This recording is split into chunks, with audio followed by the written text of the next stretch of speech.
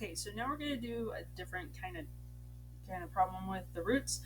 Notice that we want to find the square roots of 5 quantity cosine 120 degrees plus I sine 120 degrees. So what we're going to do is find those roots, then we're going to write those roots in standard form, and then we're going to graph them, okay? And by standard form, we mean complex form a plus bi. All right, now notice that a lot of the work is already done for you, okay? So this is your r, and this is your theta. So you don't have to find that, which is nice. Okay, so n is 2 because we're looking for square roots. And then k will go from 0 then to 1 because k, remember, is always 1 less than n. All right, let's try this out.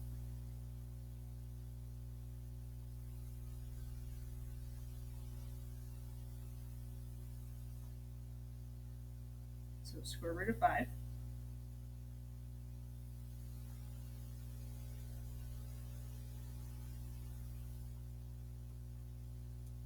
Okay, now I wrote my formula with 2 pi k, but since we're in degrees, we should switch it to 360.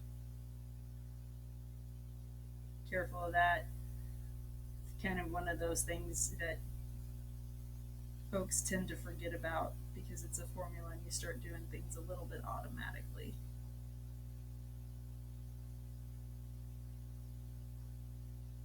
Okay, here we go.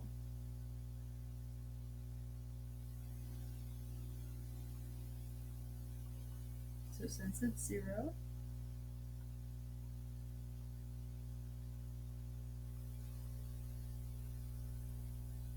so I get radical 5 cosine of 60 degrees sine of 60 degrees. Okay, now I'm going to go over to the other side and I'm going to find k equals 1, go through the same process.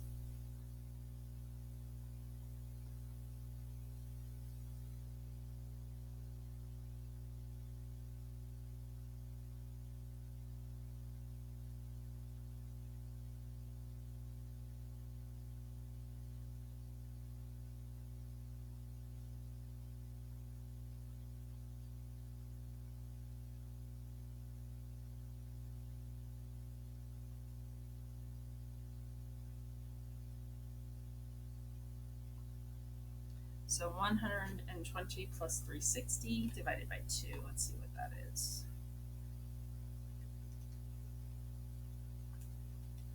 240.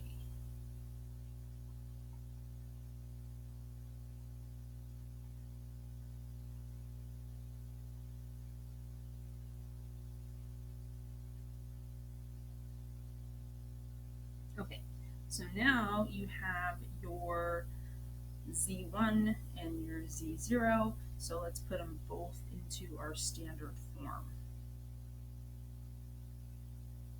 Okay, I'm going to do this one first since I'm already here. So cosine of 240. Let's see here. Switch the mode on your calculator. If you are using your calculator, you can also use the unit circle. So that would be negative 1/2.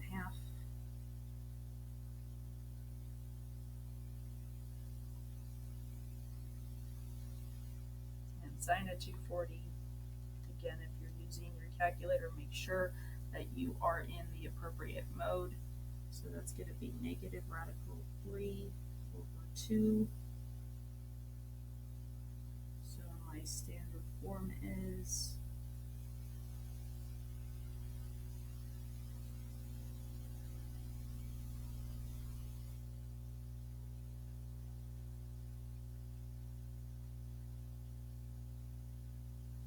okay.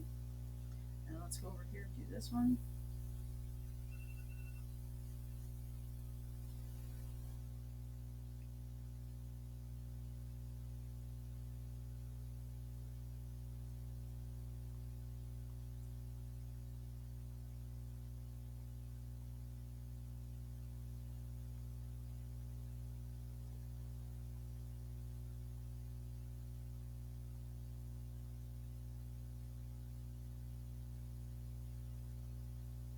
Okay, now, so I have my roots, I have them in standard form. I'm gonna put a box around here.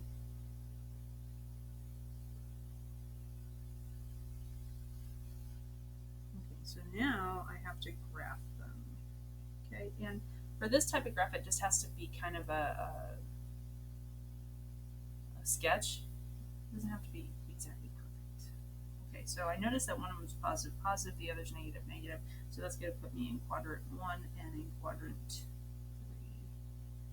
3. So let's graph.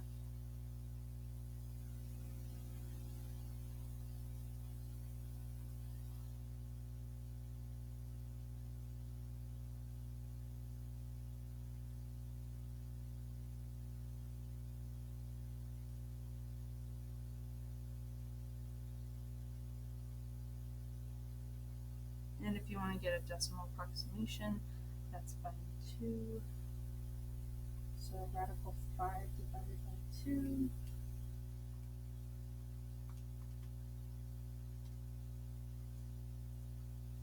I'll just get that right here.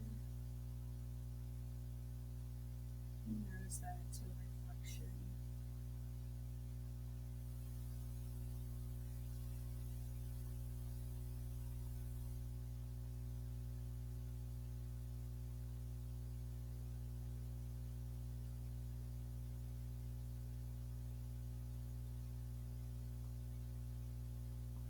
Okay, and there we go. And that's it. Alright, so that one was a little bit easier because you didn't have to do that first step of putting it into polar form